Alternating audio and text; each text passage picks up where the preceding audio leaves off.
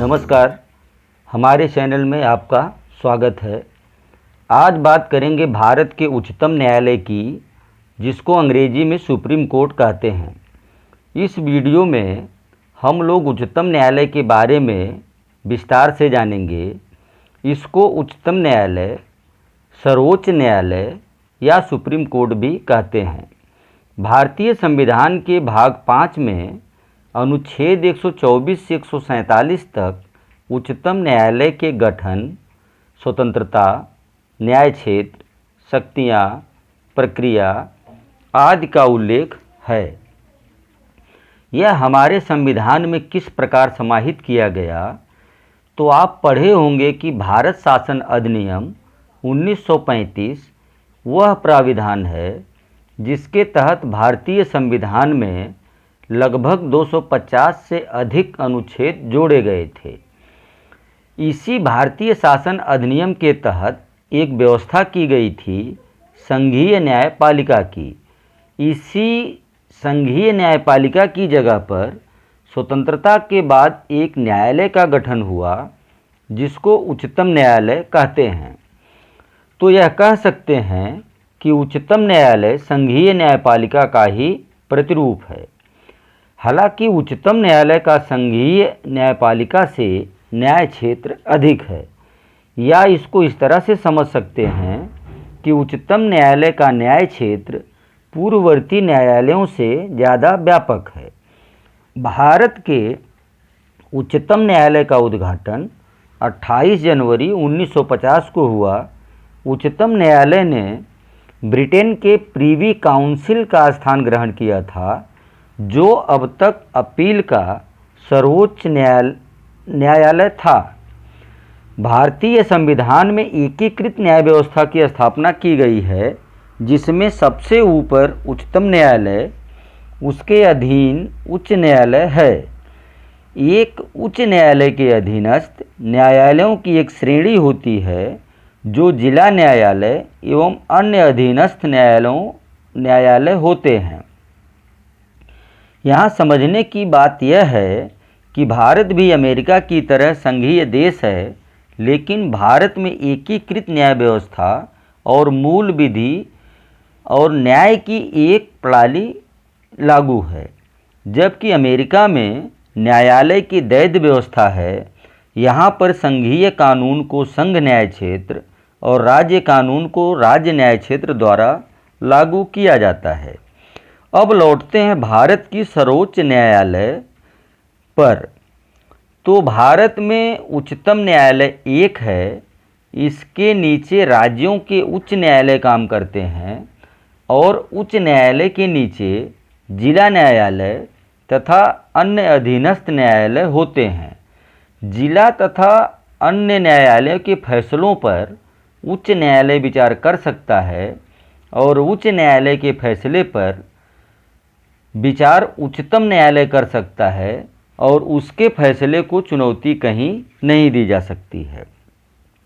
तो देखते हैं सर्वोच्च न्यायालय की संरचना।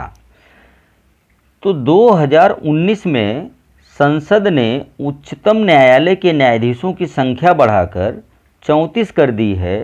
इसमें मुख्य न्यायाधीश भी शामिल हैं। तो एक मुख्य न्यायाधीश और 33 अन्य न्यायाधीश कार्यरत हैं। 2008 में 31 न्यायाधीशों की संख्या थी। उसमें एक मुख्य न्यायाधीश और 30 अन्य न्यायाधीश कार्यरत थे। 1986 में 26 न्यायाधीश थे। उसमें एक मुख्य न्यायाधीश और 25 अन्य न्यायाधीश कार्यरत थे। 1977 में 18 न्यायाधीश, एक मुख्य न्यायाधीश और 17 अन्य न्यायाधीश कार्यरत थे। 1960 में न्यायाधीशों की संख्या 14 थी। उसमें एक मुख्य न्यायाधीश और 13 अन्य न्यायाधीश कार्यरत थे। 1956 में न्यायाधीशों की संख्या 11 थी। उसमें एक मुख्य न्यायाधीश और 10 अन्य न्यायाधीश कार्यरत थे। सन 1950 में न्यायाधीशों की संख्या 8 थी। उसमें एक मुख्य न्यायाधीश और 7 अन्य न्यायाधीश कार्यरत थे। न्यायाधीशों की नियुक्ति कैसे होती है, इस प्रक्रिया को समझते हैं। उच्चतम न्यायालय के न्यायाधीशों की नियुक्ति राष्ट्रपति द्वारा की जाती है।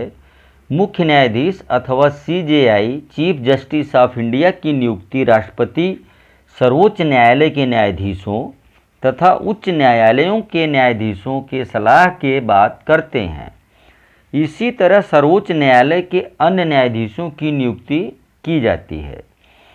मुख्य न्यायाधीश के अलावा अन्य न्यायाधीशों की नियुक्ति में मुख्य न्यायाधीश का परामर्श आवश्यक होता है।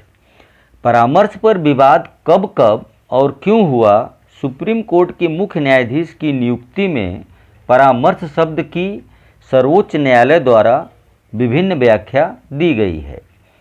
1982 में न्यायालय ने परामर्श का मतलब सहमति नहीं बल्कि विचारों का आदान प्रदान बताया और 1993 में अपने पूर्व के फैसले को बदल दिया और कहा कि परामर्श का मतलब सहमति प्रकट करना है।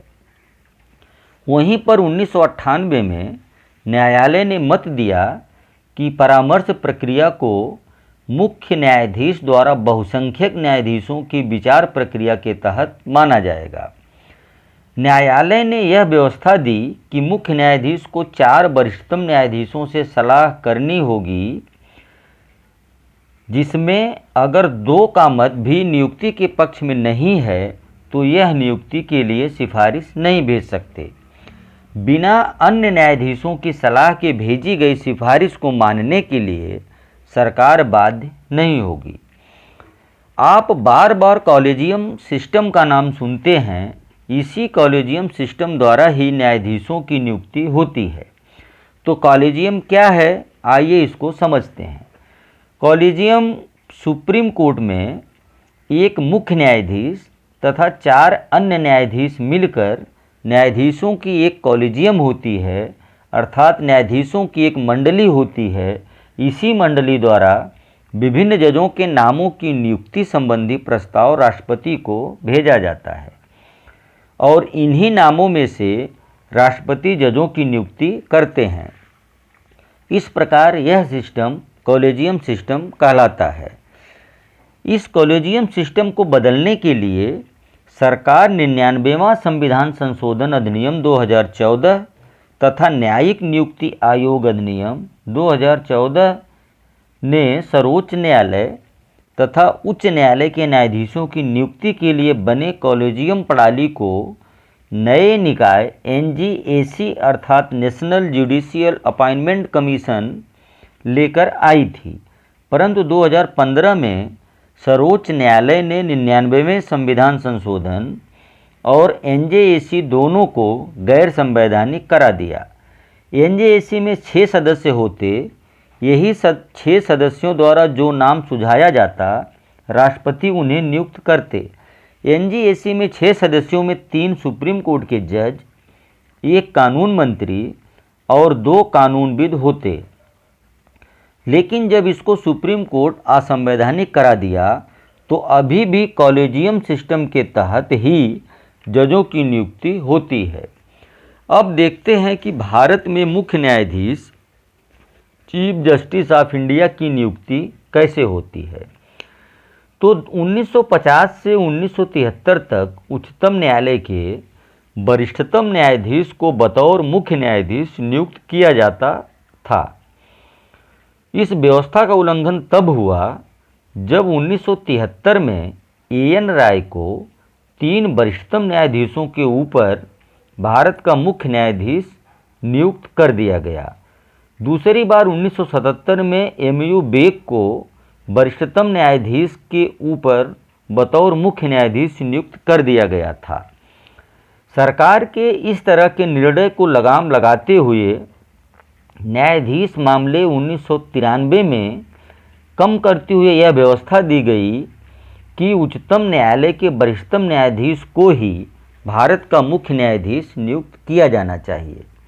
अब देखते हैं कि उच्चतम न्यायालय का न्यायाधीश बनने के लिए क्या क्या योग्यता होनी चाहिए। तो उसे भारत का नागरिक होना चाहिए और दूसरा उसे कम से कम किसी उच्च न्यायालय में 5 साल के लिए न्यायाधीश होना चाहिए या उसे उच्च न्यायालय या विभिन्न न्यायालय में मिलाकर कम से कम 10 वर्षों तक वकील का अनुभव होना चाहिए, या राष्ट्रपति के मत में उसे सम्मानित न्यायविद होना चाहिए। जिस प्रकार से सभी संवैधानिक पद पर बैठा हुआ व्यक्ति संविधान की शपथ लेता है, वैसे ही उच्चतम न्यायालय के न्यायाधीश भी शपथ ग्रहण करते हैं। इनको शपथ ग्रहण राष्ट्रपति या इसके लिए राष्ट्रपति द्वारा नियुक्त व्यक्ति दिलाता है। वेतन भत्ते के बारे में एक नज़र डालते हैं तो उच्चतम न्यायालय के न्यायाधीशों को वेतन, भत्ते, विशेषाधिकार, अवकाश एवं पेंशन का निर्धारण समय समय पर संसद द्वारा किया जाता है। वित्तीय आपातकाल के दौरान ही इनको कम किया जा सकता है। 2018 से मुख्य न्यायाधीश को 2,80,000 और अन्य न्यायाधीशों को वेतन 2,50,000 दिया जाता है। अब मुख्य न्यायाधीश के कार्यकाल और निष्कासन की बात कर लेते हैं तो संविधान में उच्चतम न्यायालय के कार्यकाल को तय नहीं किया गया है। हालांकि इसमें 3 बातों को उल्लेखित किया गया है। पहला, उच्चतम न्यायालय का न्यायाधीश 65 वर्षों तक पद पर बना रह सकता है। दूसरा, वह राष्ट्रपति को लिखित त्यागपत्र दे सकता है। और तीसरा, संसद की सिफारिश पर राष्ट्रपति द्वारा उसे हटाया जा सकता है। अब समझते हैं कि उच्चतम न्यायालय के न्यायाधीश को पद से कैसे हटाया जा सकता है। अब आपको यह लग सकता है कि किसी न्यायाधीश को हटाने की क्या ज़रूरत है, तो पद का दुरुपयोग करने या पद का निर्वहन करने में असमर्थ होने पर राष्ट्रपति के आदेश पर उच्चतम न्यायालय के न्यायाधीश को उसके पद से हटाया जा सकता है। लेकिन राष्ट्रपति ऐसा तभी कर सकता है जब न्यायाधीश को हटाने के लिए संसद द्वारा उसी सत्र में प्रस्ताव पारित किया गया हो और यह प्रस्ताव दोनों सदनों के विशेष बहुमत यानी कि सदन की कुल सदस्यता की बहुमत तथा सदन में उपस्थित एवं मत देने वाले सदस्यों का 2/3 बहुमत का होना अनिवार्य होता है। उदाहरण के लिए यदि लोकसभा में कुल सदस्यों की संख्या 543 है तो सदन की कुल सदस्यता का बहुमत 543 के आधे से एक अधिक अर्थात 543 का आधा 271.5 प्लस 1 बराबर 272.5 अर्थात 273 से कम समर्थन प्रस्ताव को नहीं होना चाहिए। अब मान लिया कि सदन में उपस्थित सदस्यों की संख्या 500 है तो 2/3 अर्थात 333.3 या 334 सदस्यों का प्रस्ताव को समर्थन होना चाहिए। यही स्थिति राज्यसभा में भी होनी चाहिए। जिस नियम के तहत किसी न्यायाधीश को राष्ट्रपति द्वारा हटाया जा सकता है उसे महाभियोग कहते हैं, जिसका वर्णन न्यायाधीश जांच अधिनियम 1968 में किया गया है। महाभियोग लगाने और उसको पास करने की निम्नलिखित शर्तें हैं। महाभियोग प्रस्ताव लोकसभा में 100 सदस्यों द्वारा हस्ताक्षरित होना चाहिए और राज्यसभा में 50 सदस्यों द्वारा हस्ताक्षरित होना चाहिए। इसके बाद प्रस्ताव को अध्यक्ष या सभापति को दिया जाता है। अध्यक्ष या सभापति इस प्रस्ताव को स्वीकार या अस्वीकार करने के लिए स्वतंत्र होते हैं। यदि प्रस्ताव स्वीकृत होता है तो सभापति या अध्यक्ष को इसकी जांच के लिए 3 सदस्यीय समिति का गठन करना होता है। इस समिति के मेंबर में कौन कौन होता है इस पर एक नज़र डालते हैं। तो इसमें एक मुख्य न्यायाधीश या उच्चतम न्यायालय का कोई अन्य न्यायाधीश और किसी उच्च न्यायालय का मुख्य न्यायाधीश तथा प्रतिष्ठित न्यायविद। यदि यह समिति न्यायाधीश को दुर्व्यवहार का दोषी अथवा असक्षम पाती है तो सदन इस पर विचार कर सकती है। अब विशेष बहुमत से दोनों सदनों में प्रस्ताव पारित कर इसे राष्ट्रपति को भेजा जाता है। यहाँ विशेष बहुमत का तात्पर्य सदन के कुल सदस्यों का बहुमत और उपस्थित मेंबर जो मतदान में भाग लिया हो उसके 2/3 बहुमत से है। अब राष्ट्रपति न्यायाधीश को हटाने का आदेश जारी कर सकता है। मज़ेदार बात यह है कि अब तक किसी भी उच्चतम न्यायालय के न्यायाधीश पर महाभियोग नहीं लगाया जा सका है। पहला महाभियोग का मामला उच्चतम न्यायालय के न्यायाधीश बी रामास्वामी का है, जो 1991 से 1993 तक चला था। जांच समिति ने उन्हें दोषी पाया था, पर उन पर महाभियोग नहीं लगाया जा सका क्योंकि लोकसभा में कांग्रेस के मतदान से अलग होने के कारण विधेयक पारित नहीं हो सका था। तो यह कह सकते हैं कि जितनी आसान न्यायाधीशों की नियुक्ति है, उससे बहुत कठिन न्यायाधीशों को पद से हटाना है। अब देखते हैं कि कार्यकारी, सेवानिवृत्त और तदर्थ न्यायाधीश क्या होते हैं। तो कार्यकारी मुख्य न्यायाधीश वह होता है जिसे राष्ट्रपति उच्चतम न्यायालय का कार्यकारी मुख्य न्यायाधीश नियुक्त कर सकता है जब मुख्य न्यायाधीश का पद रिक्त हो अथवा अस्थायी तौर पर मुख्य न्यायाधीश अनुपस्थित हो या मुख्य न्यायाधीश अपने दायित्व के निर्वहन में असमर्थ हो। सेवानिवृत्त न्यायाधीश उसे कहते हैं जब किसी भी समय भारत का मुख्य न्यायाधीश उच्चतम न्यायालय या उच्च न्यायालय के सेवानिवृत्त न्यायाधीश से अल्पकाल के लिए उच्चतम न्यायालय में कार्य करने का अनुरोध कर सकता है। इसके लिए राष्ट्रपति की पूर्व अनुमति अनिवार्य होती है। वह उच्चतम न्यायालय के अन्य न्यायाधीशों की तरह न्याय, निर्णयन शक्तियों तथा विशेषाधिकारों का प्रयोग कर सकता है, परंतु वह उच्चतम न्यायालय का न्यायाधीश नहीं माना जाता। तदर्थ न्यायाधीश पर एक नज़र डालते हैं तो जब कभी कोरम पूरा करने में अस्थायी न्यायाधीशों की संख्या कम होती है, तो भारत का मुख्य न्यायाधीश किसी उच्च न्यायालय के किसी भी न्यायाधीश को अस्थायी काल के लिए उच्चतम न्यायालय में तदर्थ न्यायाधीश नियुक्त कर सकता है। ऐसा तभी संभव है जब राष्ट्रपति की मंजूरी प्राप्त हो। अब उच्चतम न्यायालय की स्वतंत्रता के बारे में जानते हैं। तो याचिका के लिए सर्वोच्च न्यायालय नागरिकों के मूल अधिकारों का गारंटर और संविधान का अभिभावक है। इसकी स्वतंत्रता को निम्न बिंदुओं में समझा जा सकता है। पहला, नियुक्ति का तरीका राजनीति पर आधारित नहीं होता है। दूसरा, कार्यकाल की सुरक्षा इसी से साबित होती है कि अब तक किसी भी न्यायाधीश को हटाया नहीं जा सका है। तीसरा, सेवा शर्तें पूरे कार्यकाल तक बनी रहती है। चौथा, संचित निधि से व्यय करने का पूरा अधिकार है। पांचवा, न्यायाधीशों के आचरण पर बहस नहीं होती है। छठा, सेवानिवृत्ति के बाद वकालत पर रोक रहती है, जिससे इनके निर्णय प्रभावित नहीं होते हैं। सातवां, अपनी अवमानना पर दंड देने की शक्ति प्राप्त है। आठवां, अपना स्टाफ रखने की स्वतंत्रता बिना रोक टोक प्राप्त है। नौवां, न्याय क्षेत्र में कटौती असंभव है, हालांकि संसद इसमें वृद्धि कर सकती है। 10वां, कार्यपालिका से अलग रोल प्राप्त है। उच्चतम न्यायालय की शक्तियों और क्षेत्राधिकार के बारे में जान लेते हैं तो संविधान के प्रारूप समिति के सदस्य अल्लाद कृष्ण अय्यर ने कहा था कि भारत के उच्चतम न्यायालय को विश्व के किसी अन्य सर्वोच्च न्यायालय की तुलना में अधिक शक्तियां प्राप्त हैं। उच्चतम न्यायालय की शक्तियां और न्याय क्षेत्रों को इस प्रकार समझा जा सकता है।